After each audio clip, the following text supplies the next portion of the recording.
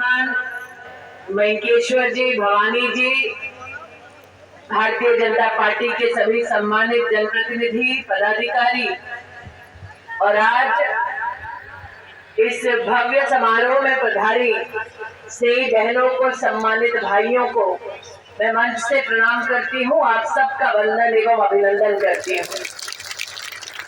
आज अपने उद्बोधन में भवानी जी ने स्मरण किया उस कालखंड का जब इसी क्षेत्र में एक जंग छिड़ी थी भारतीय जनता पार्टी के कर्मठ कार्यकर्ता और कांग्रेस के गुंडों के बीच, ताकि लोकतंत्र का हनन न हो और साल 2019 के चुनाव में जीत का बिगुल इसी क्षेत्र से जो बजा, जो हुंकार भरी गई, उसका परिणाम ये हुआ कि भारतीय जनता पार्टी का कमल का फूल इस पूरे क्षेत्र में खिला।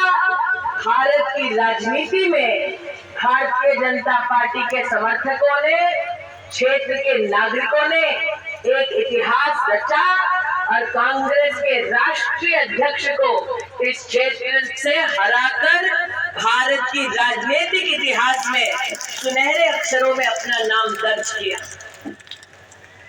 आप भी जानते हैं, हम भी जानते हैं कि वायनाड का चुनाव खत्म हो चुका है। कल नामांकन की अंतिम तिथि है और बहुत ही जल्द गांधी परिवार के एक ऐसे युवराज जो प्रतीक्षा में है कि भारत की गद्दी कब वो छीने, ऐसे व्यक्ति अपना नामांकन भरने निश्चित रूप से अमेठी लोकसभा क्षेत्र आएंगे। राजा साहब, मैंने सुना है 5 वर्ष में एक बार दर्शन देने वाले ये सज्जन अपने कुछ लोगों से कह चुके हैं कि अगर हम नामांकन भरने आए तो झटपट भरवा लेना, क्योंकि हमारा मन अमेठी लोकसभा क्षेत्र में नहीं, हमारा तो पूरा समर्पण वायनाड में है। इसलिए आज अगर इस मंच से कांग्रेस के कार्यकर्ताओं तक मेरी आवाज पहुंच रही हो तो मैं चाहती हूं कि वो अपने उस नेता से पूछे कि अमेठी में नामांकन तो भर देंगे, लेकिन अगर मन उनका वायनाड में है तो वो आज अमेठी की जनता के सामने स्पष्ट करे कि वायनाड में नामांकन भरते वक्त उन्होंने क्यों कहा कि अब वायनाड ही उनका परिवार है। जिस अमेठी लोकसभा क्षेत्र को परिवार के नाम पर छलते रहे, आज एक नया छलावा लेकर उसी अमेठी लोकसभा क्षेत्र में पधार कर वो कौन सा नया तमाशा करने चाहते हैं। आज राजा साहब ने एक भयावह विषय हम सबके सम्मुख रखा। कांग्रेस पार्टी ने ये घोषणा की है कि भारत के हर व्यक्ति की कमाई की गिनती होगी। इसका मतलब यहाँ जितने भाई बैठे हैं उनके हाथ में अगर मोबाइल है तो मोबाइल कितने का है, जेब में अगर पैसा है तो जेब में कितना पैसा है, खाते में बैंक के अगर पैसा है तो खाते में कितना पैसा है।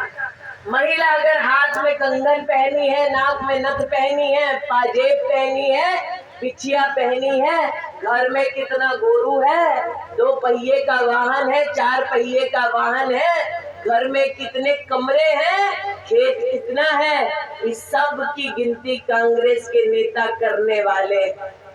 कांग्रेस के नेताओं ने ऐलान किया है कि जब सबकी कमाई की गिनती होगी उसके बाद कांग्रेस पार्टी एक एक व्यक्ति की कमाई अपने पास बटोर लेगी।